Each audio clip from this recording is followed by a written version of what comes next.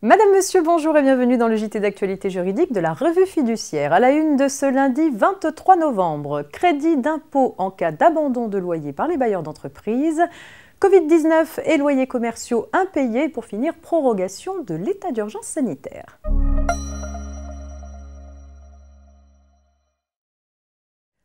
Dans le cadre de la conférence de presse du Premier ministre du 12 novembre dernier, le ministre Bruno Le Maire a déclaré que l'aide qu'il avait précédemment annoncée en faveur des bailleurs d'entreprises acceptant de ne pas percevoir une partie des loyers dus par leurs locataires serait renforcée. Ainsi, le bailleur aurait droit à un crédit d'impôt de 50% du montant du loyer abandonné au profit d'entreprises locataires employant jusqu'à 250 salariés. Le crédit d'impôt s'appliquerait dans la limite des 2/3 du montant du loyer abandonné aux entreprises locataires comptant entre 250 et 5000 salariés. Une disposition à ce sujet sera insérée dans le texte du projet de loi de finances pour 2021 dans le cadre des débats parlementaires.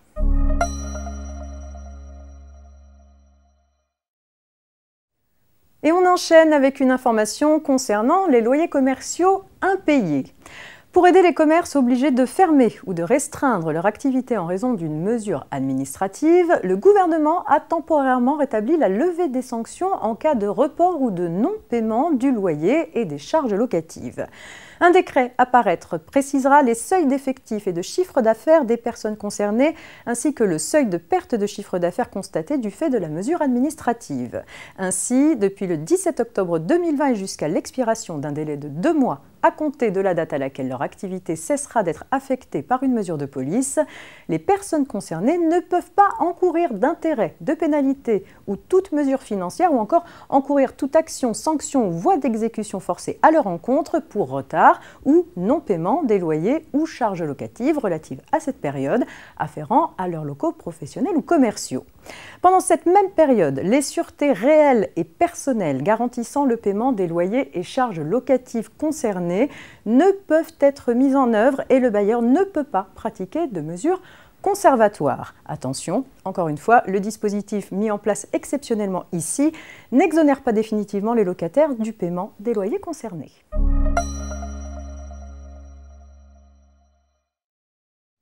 La loi autorisant la prorogation de l'état d'urgence sanitaire et portant diverses mesures de gestion de la crise sanitaire est parue au journal officiel du 15 novembre. L'état d'urgence sanitaire est prorogé jusqu'au 16 février 2021 et le gouvernement peut prendre des ordonnances afin de réactiver ou proroger des mesures sociales dérogatoires et temporaires qui permettent aux entreprises de faire face aux conséquences économiques de la crise du Covid-19.